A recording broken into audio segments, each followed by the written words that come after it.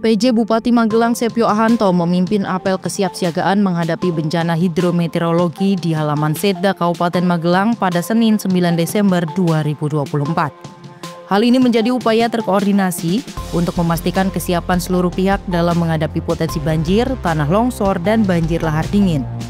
Peserta apel terdiri dari jajaran TNI Polri, Satpol PP, BPBD, Dinas Kesehatan, Dinas Perhubungan, PLN, Basarnas, Damkar, dan relawan. Kegiatan apel ini didasari pada perakiraan cuaca dari Badan Meteorologi, Klimatologi, dan Geofisika yang memperkirakan puncak musim hujan di Jawa Tengah akan terjadi pada bulan Februari 2025 mendatang. Laporan dari BPBD Kabupaten Magelang mencatat telah terjadi 102 kejadian bencana sejak Oktober hingga 8 Desember 2024. Cuaca ekstrim menjadi bencana paling dominan dengan 45 kejadian, diikuti tanah longsor sebanyak 33 kejadian. Selain itu, terdapat 9 kebakaran rumah, 1 kebakaran hutan, dan 2 kejadian kekeringan.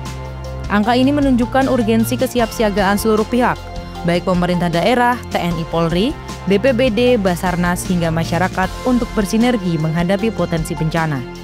Selain itu, dilakukan pemeriksaan tanggap bencana, meninjau peralatan dan personel yang akan digunakan dalam penanganan bencana. Apel kesiapsiagaan ini diharapkan menjadi langkah awal yang kokoh untuk menghadapi musim hujan dan menjaga keselamatan masyarakat di Kabupaten Magelang.